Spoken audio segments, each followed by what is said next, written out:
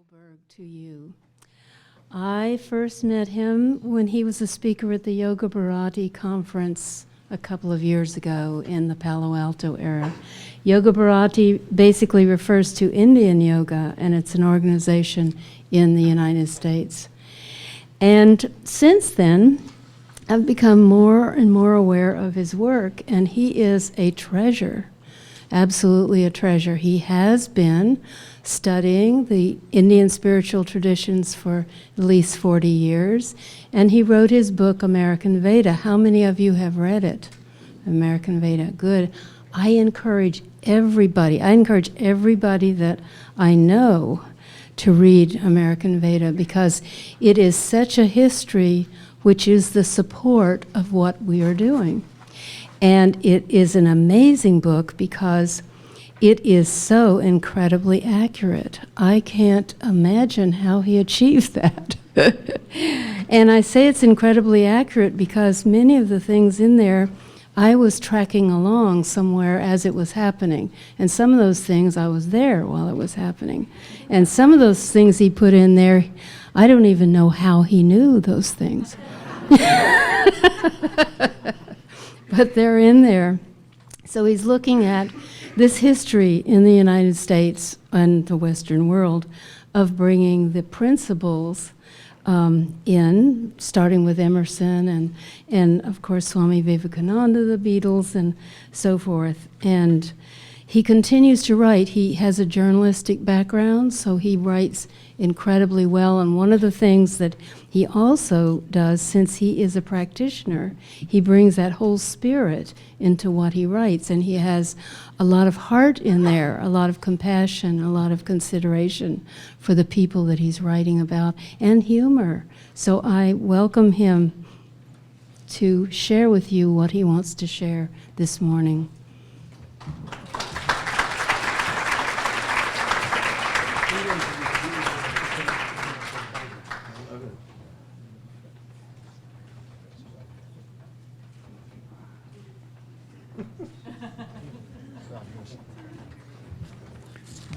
Thank you, Dilip. Thank you, Eleanor.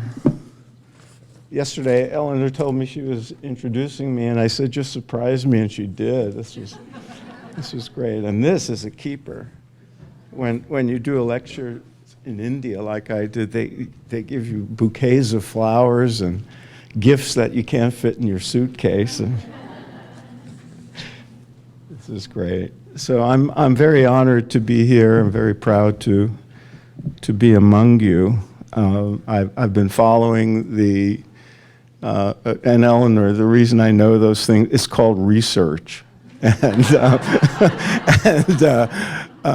one of the things I try to keep up, and I've been following the progress of yoga therapy over the last several years. It warranted maybe a paragraph in my book, but if I ever do a sequel, this will be a feature.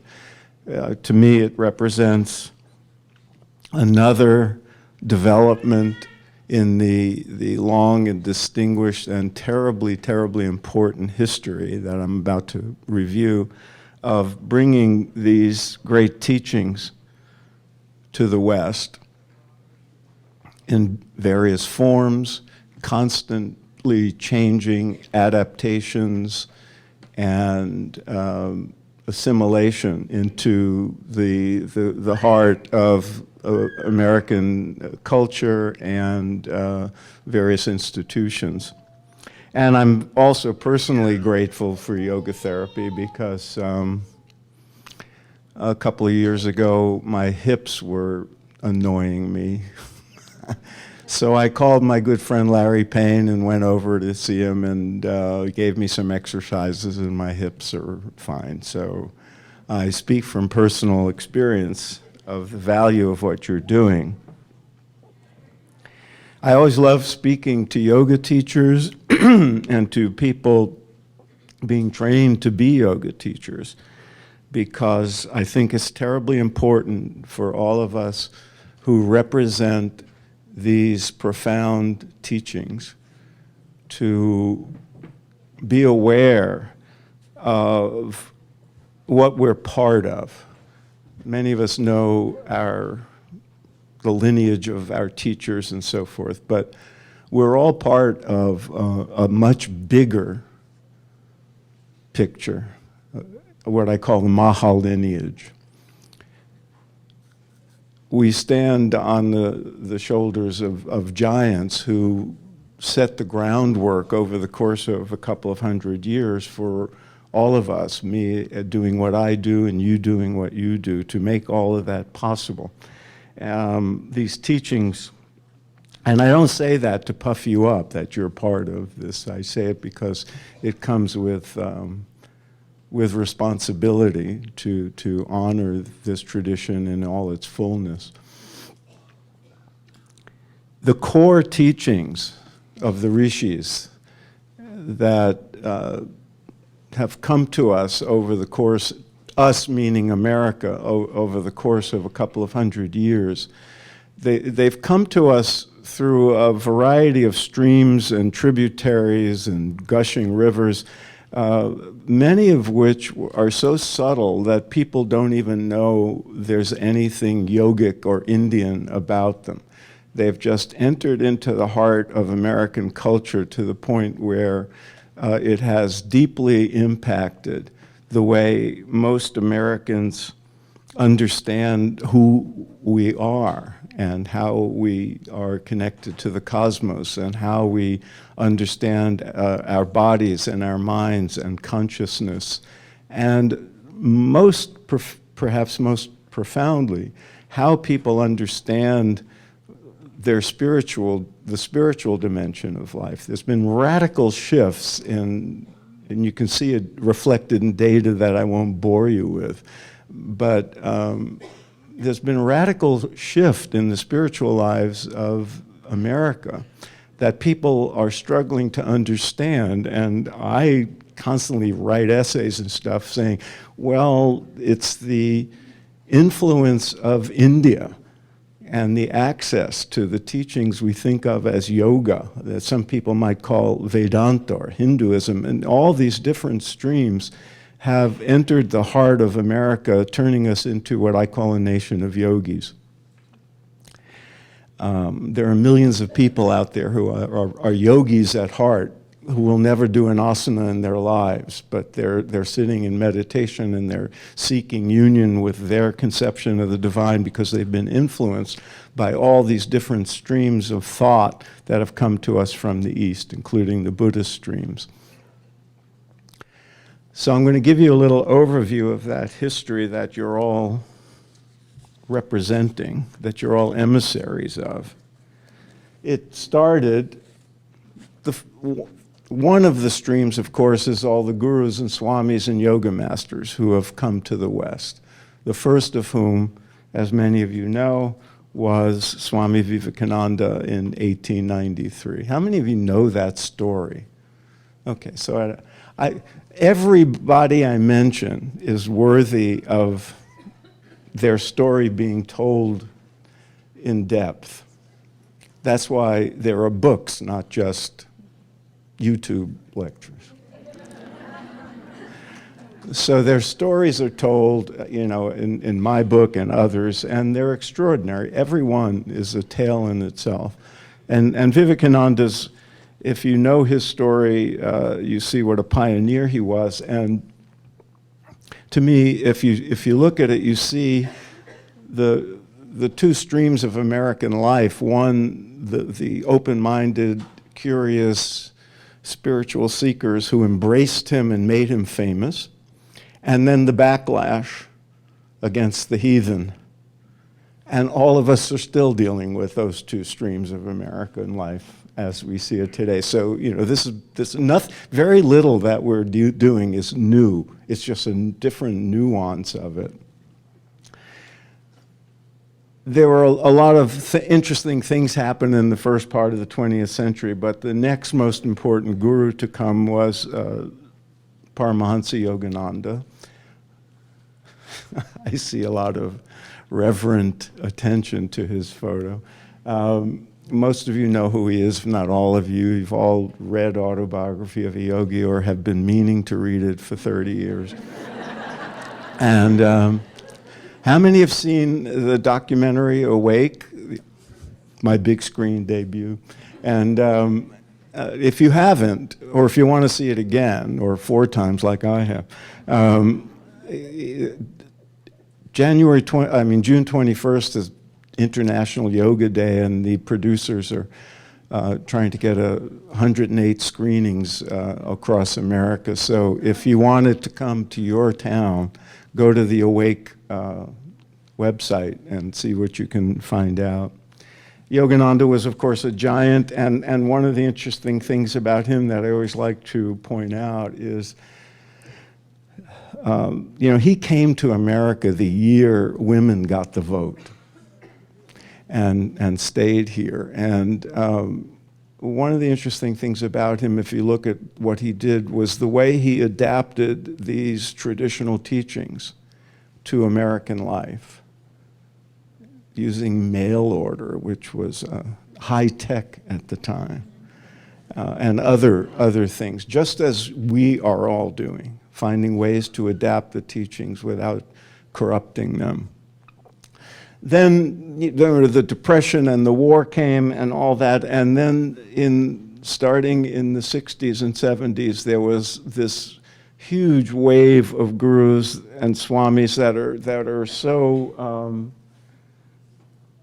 there were so many who achieved prominence and found their own constituency, who brought out different aspects of these teachings, each in his, and I'm going to say his because you'll notice,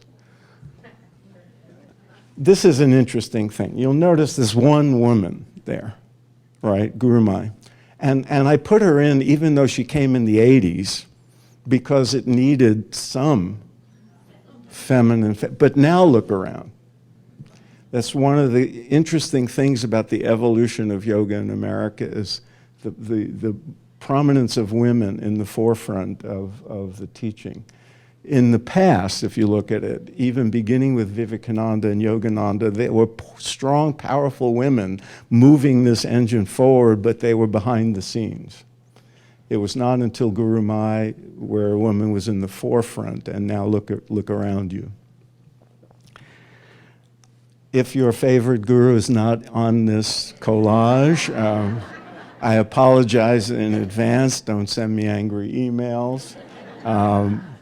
But there were so many, and each of them, as I said, their story has to be told. But they brought out, if you look at what they brought out, you see how multifaceted the yogic tradition is, because they each had their own orientation, their own lineage, and they emphasized different aspects of it, but the core of what yoga is remains the same.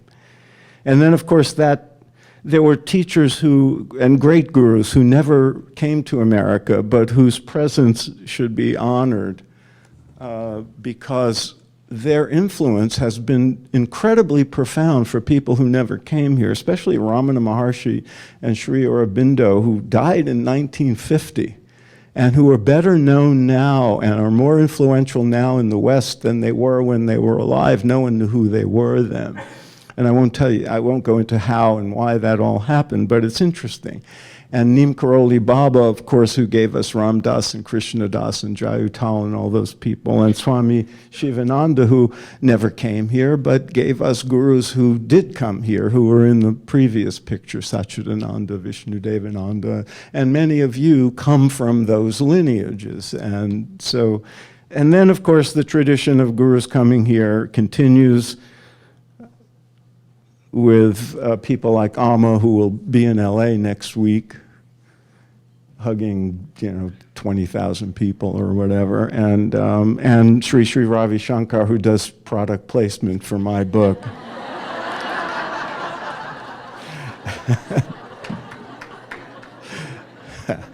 It's not Photoshop, by the way.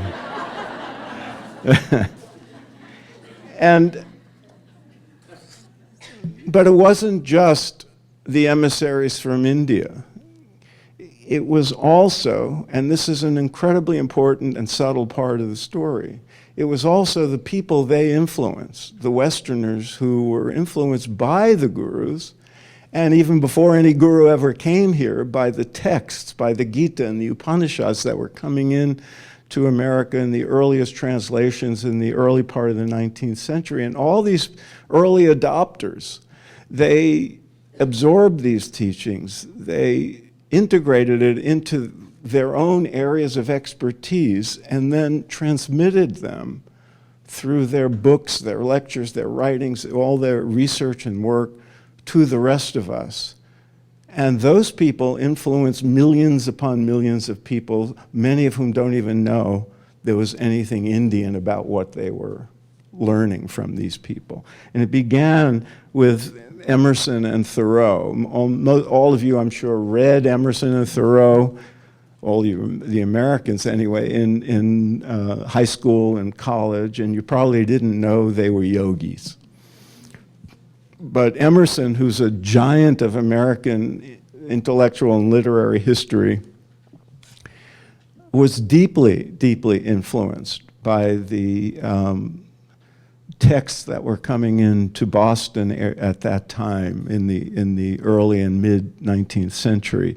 And he lent his copy of the Gita to his young friend Thoreau, who read it every morning when he spent that period of that famous sojourn on Walden Pond. And those of you who read Walden may not remember, but in it he talks about how sublime the Gita is and how important it is to him, and he calls himself a yogi. He's probably the first to publicly call himself a yogi in American history. And I have to tell you, I interviewed over 300 people for American Veda. And when I asked them how they got interested in these teachings, a few books would come up. The most frequently mentioned was Autobiography of a Yogi. Some mentioned Be Here Now, but Ram Dass mentioned Autobiography of a Yogi. And some mentioned Walden, because those mentions of the Gita in there, I was one of them. I read Walden when I was a college student. I ran around New York City looking for a copy of this thing called a Bhagavad Gita, and I couldn't even find one until I found this esoteric bookstore on the Lower East Side. But I have to move on. And other important, prominent intellectuals and philosophers, the metaphysical teachings that we think of, we call New Thought, the Unity churches, the Science of Mind churches, Christian Science, all their founders were deeply impacted by these teachings. And some of them were at the Parliament in 1893 hearing Vivekananda speak. Those people now by the tens of thousands go to, maybe hundreds of thousands, go to services at those places on Sunday mornings, and they have no idea that, and they're all yogis, but they have no idea that there was an Indian foundation, a yogic foundation to the teachings that they hear every morning. Some of the ministers don't even know, which is really interesting. And modern philosophers like Aldous Huxley and Houston Smith, the great scholar of religion who wrote the foreword to my book, I'm proud to say, and Joseph Campbell and the legendary Alan Watts, and in more recent time, Ken Wilber. All these people have influenced millions upon millions of readers and people who attended their lectures and heard them on the radio and so forth. They were all, to a person, deeply impacted, either directly by swamis or the literature when they were young and their ideas were forming. Psychologists, going back to the early 20th century with William James, who was pals with Vivekananda, and Carl Jung, and Abraham Maslow in the 60s, when the beginning of the human potential movement was deeply impacted by Indian spiritual teachings and Buddhist teachings, and were the beginning days of what came to be called humanistic psychology and transpersonal psychology. And do you all know who the guy on the lower right is? That is Dr. Richard Alpert of Harvard, who you all know as Ram Dass. But first, he was Dr. Richard Alpert.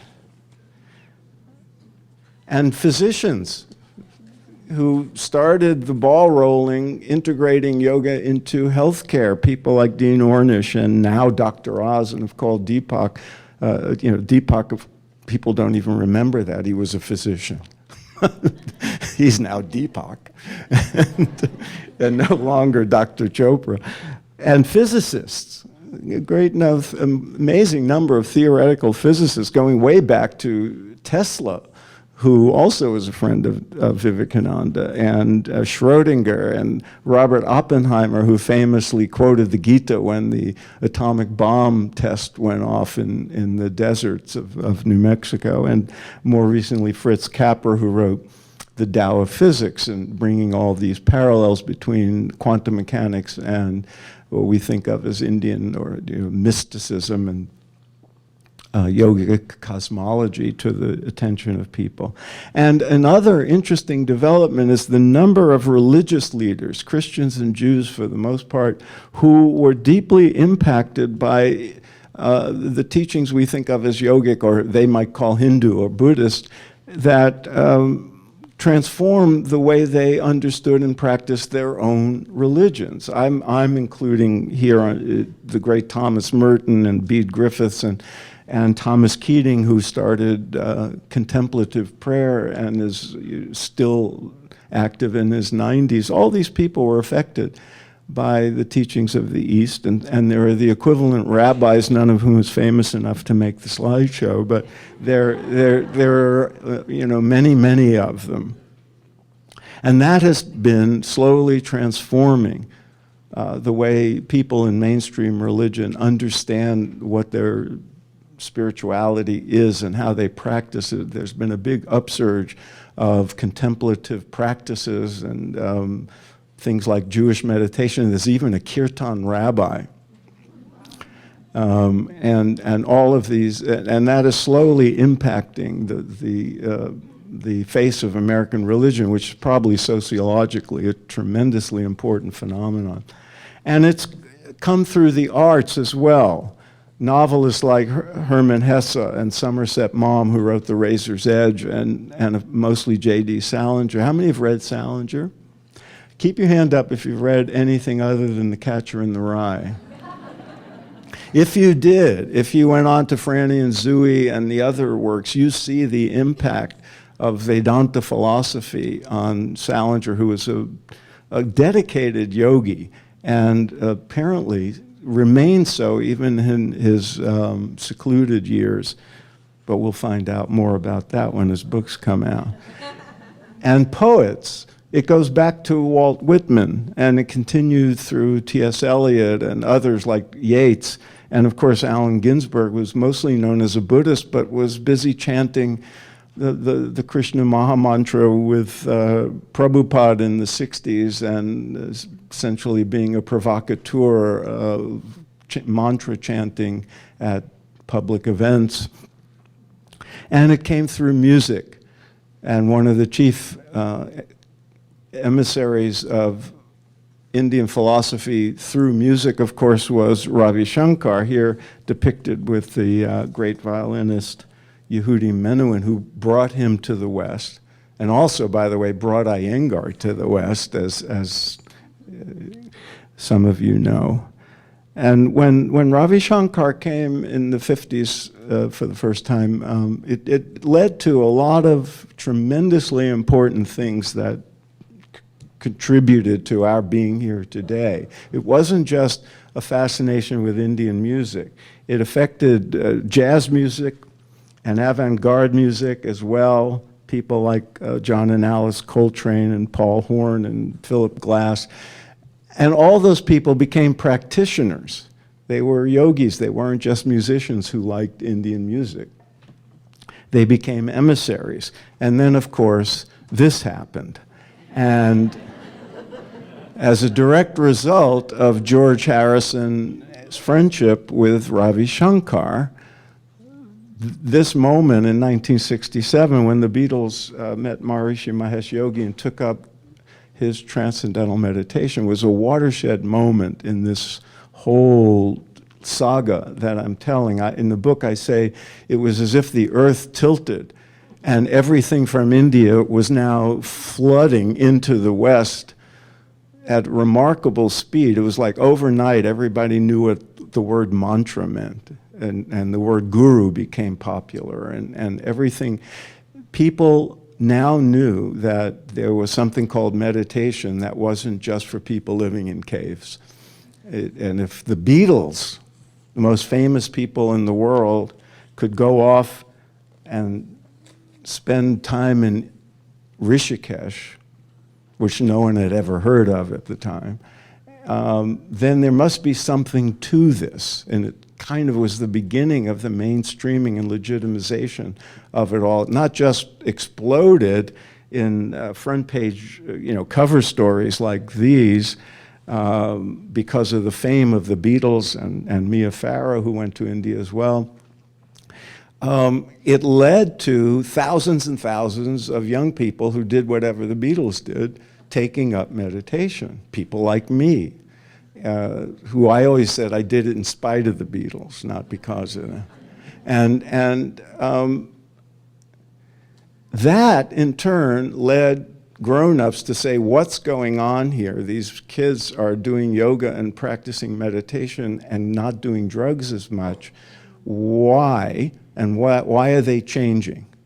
They saw a real personal transformation, and so they started doing research. And that was the beginning of the real push to scientifically investigate what is going on with these practices. And the research that Satbir cited last night is direct outgrowth of that explosion that happened in the early 1970s. The first papers were published in 1970. This was tremendously important, and within 5 years, meditation was no longer just a counterculture hippie thing, but it had gone mainstream, and doctors were recommending it for stress reduction based on the research. And another interesting thing that came out of that, primarily in the baby boomer generation, was the demand for these teachings grew overnight and then exponentially after the Beatles. And there had to be a supply, there had to be teachers. And so the gurus who were here started training teachers in larger numbers. When the Beatles went to India, there were 12 people qualified to teach TM in America. By the mid-70s, there were thousands, like this guy. I had to do this. I found this picture recently. I showed it to my 9-year-old nephew. He said, "Who's that?" I said, "It's me." And he said, "What happened?"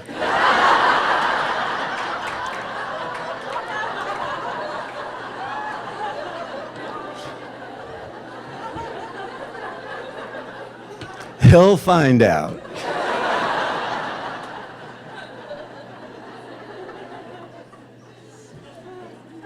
Now,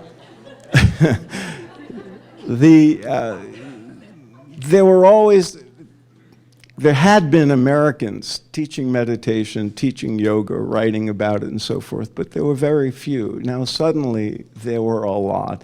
There were, of course, the legendary Indra Devi and people like Richard Hittleman and Walt and Magana Baptiste in San Francisco, who gave us their children, Baron and Sherry, and Lilius, who was the face of yoga on national television back in the 70s. But now the training of teachers became a very big deal, and people like Swami Vishnudevananda and Satchidananda had been training teachers now that started to come in bigger numbers, and of course exploded when Iyengar and Pattabhi Jois came, and now Hatha Yoga became into the forefront. Prior to that, most of the gurus they were teaching asana. It was part of the deal, but it was mostly meditation centered, and asana and pranayama were preparations for meditation. Now hatha yoga stepped in, and the systematic, careful teaching of asana and pranayama came into the forefront, and you all know that.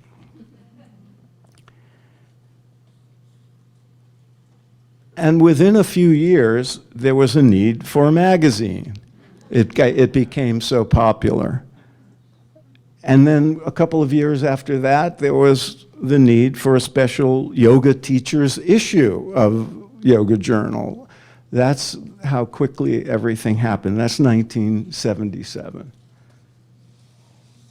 And that's been, of course, the principal theme of the last few decades. Americans, and I'm sure the same is true in other countries, but to a lesser extent, Americans carrying the flag of the yoga tradition, being trained by the gurus and swamis and the people who were trained by the gurus and swamis, training people themselves and adapting the teachings in various forms, including yoga therapy, and you all know that story. But this is essentially the overview of the history of it all. And some of them became famous, like Ram Dass, and some of them write, and some of them do other things. Some of them become kirtanwalas. In the 60s, the only people doing kirtan were the Hare Krishna people, and everybody thought they were nuts. They were just, hippies who were annoying people at the airport. But it took a while for people to come to the understanding that that was an important tradition and a legitimate spiritual tradition, and that kirtan was an important spiritual practice. And now, of course, we have Bhakti Fest and maybe a Grammy Award category, I hear. But I live in LA, you hear these things all the time. And, it even becomes a hip-hop outlet for MC Yogi and people like that. So the teachings take on different forms, and they're adapted in different ways, in ways we could never predict. And of course, some people write books and get it that way. This is the subliminal way of saying there's books for sale out there. And some, like you, teach in yoga studios and become yoga therapists and focus your attention in those directions. And all these ways that the yogic tradition in all of its glory finds its way into the heart of things. We're all holding up our sticks like under the mountain, like the Krishna story, and doing what we can. But all of this has radically transformed American life. As I said before, do I have about 5 or more minutes left? Oh, good. Okay. So I always talk about how these teachings have impacted American life. And I often rely on the data of the Pew surveys and the Gallup polls and all that to show, this increase of people who call themselves spiritual but not religious and don't identify with any affiliation to any religious category. These people have all, whether they know it or not, been influenced by this Maha lineage I just described in one way or another. And they've come to the recognition that the essence of spirituality is inner experience. And they're all seeking union, which makes them yogis. They're seeking wholeness. They're seeking union with however they define what the divine is, what the sacred is. And they're all seeking integration of the mind and their bodies and their spirits.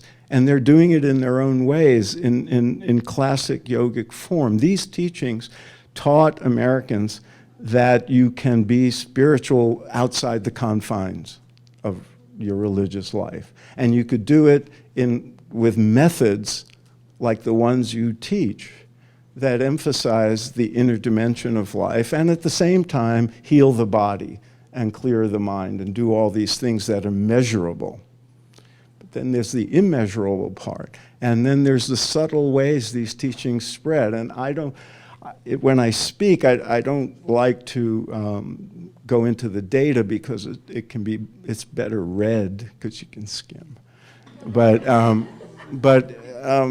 I always use this following as my prime example of how these teachings have reached deeply into aspects of American life that you would never have predicted. Oh, we don't have sound. Is there a way to get the sound up?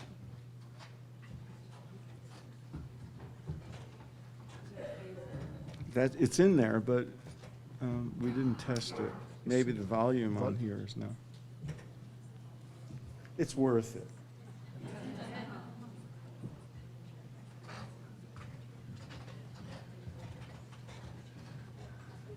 Volume up. Yeah, but is it hooked up? Yeah, it's hooked up. But do they have any sound hooked? But is the sound hooked up? Yeah, we have it. It's in there. Oh, maybe there. Oh, there's a switch here, maybe turned off. No, it should be. No, it's here. It's here.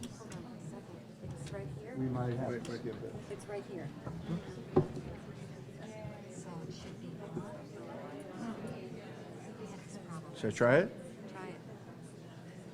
Work? No. Nope. Then it's. Then What's the it's switch there. here? What's the switch here?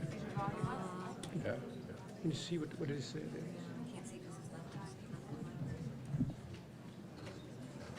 It's probably there. That's a light. It's for the light. It's for the little inner light. But this should be connected all the way to there. I've put the speakers in my room. Okay. All right, I guess we can't get the sound. I'll tell you how to hear this. If you Google Reverend Eddie Smith, Namaste, you will see the video. It's a preacher in a black church in Georgia, a small town in Georgia, telling his constituents, his congregation, to use the word namaste when they greet people. Because, he said, and this was several years ago, too many of the young people don't appreciate that everybody is divine. And that tells them that. And that maybe they would treat each other better if they used the word namaste instead of what's happening. And it's very moving and very interesting. And I even played it for audiences in India who had no idea of the cultural context of this. And yet they got that this was important, that there was because it's not just a vocabulary lesson. He was telling them a different way of understanding who they are and understanding what we are in relation to the cosmic intelligence that is sometimes called God, that we might call Atman or Brahman.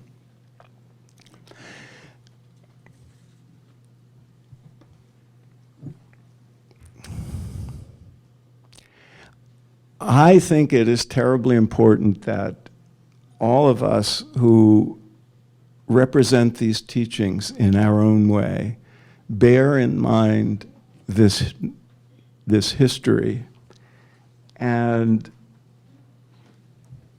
accept the responsibility that their example that this history gives us, the example that the history gives us and the gurus who came here give us, of continually using our creativity and our insights into what the culture is and needs and what our clients and our students need, whether it's relief from pain or anxiety or tight buns or whatever they want. and continuing to adapt the language that we use and the delivery systems that we use to the era we live in and the public consciousness, and at the same time do it skillfully, with upaya, with skillful means and discernment, and a sense of integrity so that we can be creative in adapting these teachings, but at the same time do it without corrupting them, without diluting them, without diminishing them, without distorting their essence or trivializing what yoga really is. It's a delicate balance, and it's not always easy to make those distinctions, but I think it's terribly important. It requires not only discernment, but vigilance to ourselves first, and then to others who are yoga teachers, meditation teachers, and all the other people representing these teachings in various forms, so that we don't. There's a big concern that yoga is being reduced to asana. And I hear that a lot, and people are concerned about it, and it's becoming a form of physical fitness, and people are losing sight of what yoga really is. And it was not only inevitable, but it's something that we all have to be careful about. And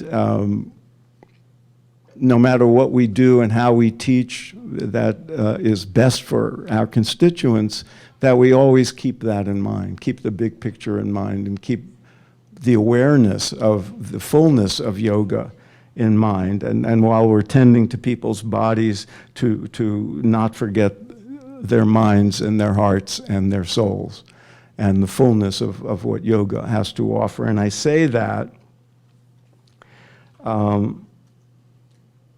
and I implore you to do that and beg you to do that, not just because I think it's a way of honoring the yogic tradition, but because it's better for the world. The world needs healthy people, but it also needs conscious people. It needs people with expanded consciousness, people who have a deep experience of their own nature, not just good health, which is equally important. And I think it'd be good for business. If you must know, I mean, there's lots of ways people can be healthier, but there's not everybody who can offer all of that, what yoga offers. And there's a demand for that, if you want to get crass about it. And, at the same time, I'm always asked, I was asked in India, I'm asked here, do I think yoga's being corrupted and blah, blah, blah, and is it going to be, reduced to just a form of physical fitness? And I always think, I'm very confident that it's not. And one reason is I know people like you. And I have great respect and admiration for all the yoga teachers I've met who are aware of the fullness of yoga and equally dedicated to its transmission. And I also know that the teachings themselves carry their own safeguards. And we all know that there's people who come to yoga because they have back pain, and they end up Lilius, or, other people who discover that there's more to it than what they came for. And this is also an old tradition.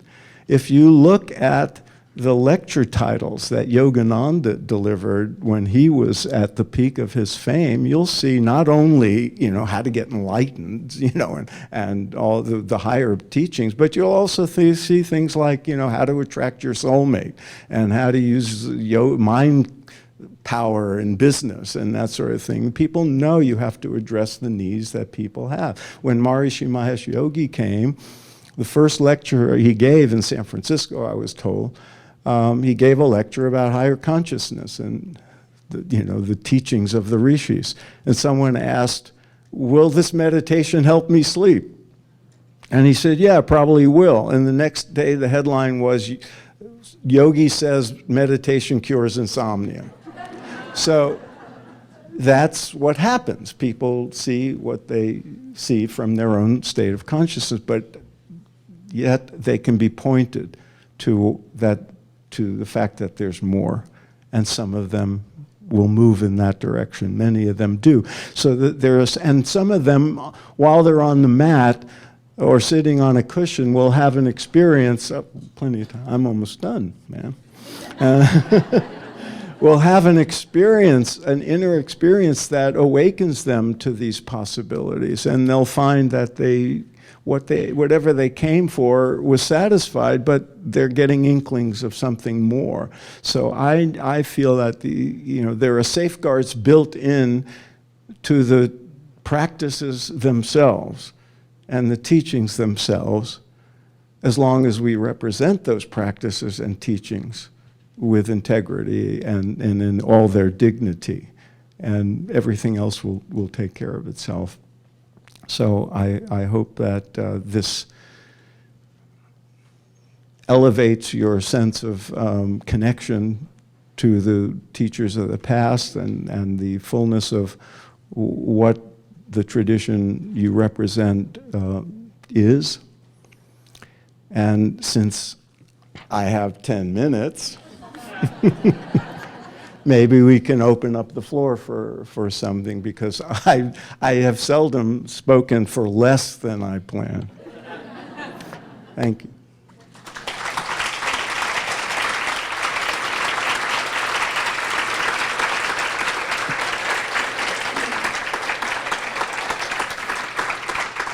Should we open it up a little bit? I'll let you, Dilip. Namaste, Lucy. Thank you so much. I enjoyed reading every page of your book. Thank you. To every person I see, every person I meet. I had a question for you. It's wonderful how you describe the Maha lineage of how knowledge came from the east to the west. But there's another stream which you may be addressing your next book, which is how things are going back from the west Yeah. to the east. And there's also there's another aspect. It's not just the yoga knowledge going back to the east, but it's also the concept of research in yoga. Yeah, yeah. Going back, that the east has taken. In fact, I'm from Yoga Bharati, and our mother organization in India, Vyasa, does a lot of yoga research, and they were inspired by Swami Vivekananda talking about the east and west meeting. Yeah. And that's the meeting point where you take the ancient knowledge from the ancient scriptures, apply modern scientific methods of research, Yeah. and make it available to everybody. Yeah, and it's fascinating, this two-way interaction. I mean, and it's on a lot of levels. I don't know if you heard the question, but it was about not just how the East has influenced us, but how it reverberated back to India. And this has been going on a lot longer than you think. I mean, it goes back to Thoreau being influenced by the Gita, and then Thoreau influencing Gandhi, and then Gandhi influencing Martin Luther King. And I tell a story in the chapter about Emerson, about a sadhu I met in India who had rejected his whole tradition until he came to America to study and read Emerson. And that turned him on to his own ancestral heritage, and he ended up becoming a sannyasi. And so this has been going on, but you're absolutely right about the research piece of it. And Vivekananda and all the others understood that, this scientific age that the West has found itself in can complement the teachings of the rishis who, mastered the subjective aspect of gaining knowledge, and now we had these means of verification. So at Vyasa, when I visited there, there was a physicist I knew who's there doing research, a British physicist. And you're absolutely right, and scholars are researching this, and they call it the pizza effect. Do you know that? Have you heard that term? I was in India, I don't know when it was, maybe 12 years ago, and I opened the paper to one of the front page of the paper, and there was a whole thing about how yoga is good for you. And I thought, where am I? This is, And it was, you know, there it was. And what was the evidence that yoga is good for you? Western science and pictures of celebrity yogis, Western celebrity yogis. And so it reverberates back. And a lot of people in India who have not taken their own tradition seriously because they're busy modernizing and building their careers and becoming engineers and secularizing, when they see the West taking these teachings seriously, they take it more seriously themselves. And the research is now going on, you know, in both continents, which is extraordinary development. And you're absolutely, they call it the pizza effect because pizza was a small regional dish with some, you know, dough and cheese and tomato sauce until it came to America. And now in Italy, it's, you know, everywhere, and, you know, with arugula, and, you know, that's what happens, you know. Do we have time? Next one here. First of all, thank you so much. And my question is, in selecting all the pictures of the gurus and the poets and the musicians, did you have a moment to look in their eyes? And if you did, could you comment on The eyes of the people. Yes. Well, I selected them for their eyes. No, I didn't. I selected them based on what were the best pictures available on Google, you know, and by Googling. But there is something in the eyes of people, and you see it especially. When people see the documentary about Yogananda, Awake, I've heard many people talk about his eyes. The close-up of his eyes in some of those photographs is what drew them to it. And you see that in a lot of these people. Maybe they, you know, I unconsciously selected the pictures because of some expression in their eyes, but I wasn't aware of it. But thanks. Question from here, all the way to the back. Yes. So can you talk at all about Carl Jung going to India? Jung is one of many Western thinkers and scientists and psychologists who spent time in India and who, even if they didn't go to India, studied the yogic literature and found value in it.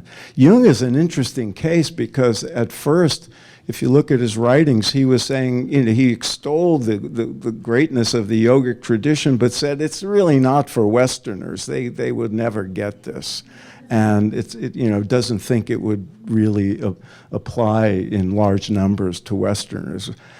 You know, he obviously was proven wrong in that regard. And one of the reasons he was proven wrong was his own writings, because he later got more and more deeply into it, and it influenced his own thinking, and he wrote about it a lot, and that was read by, you know, people in America and in Europe.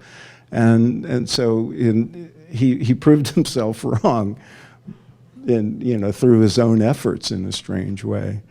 It's one of the reasons, you know, he was different from Freud, from his, you know, original mentor. One more question, last one. Is here.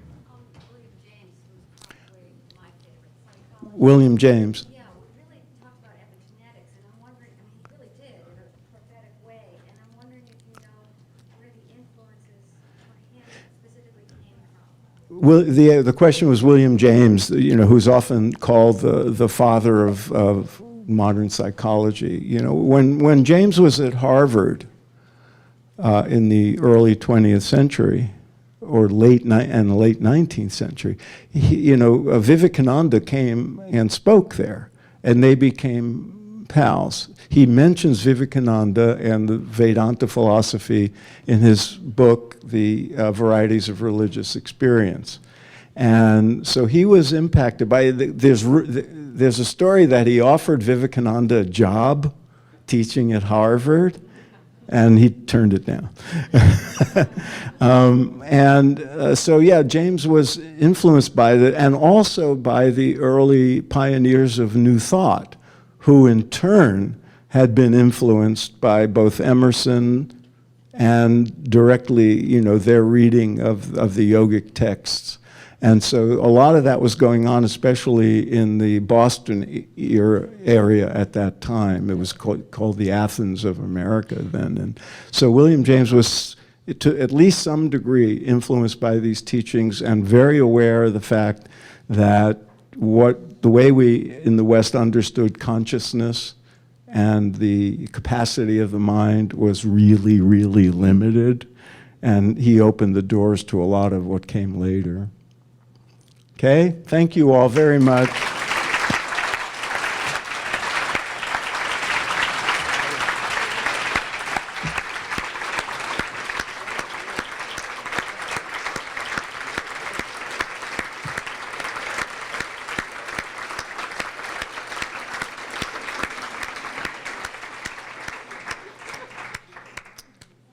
Thank you, Phil, for such a powerful starting for the day.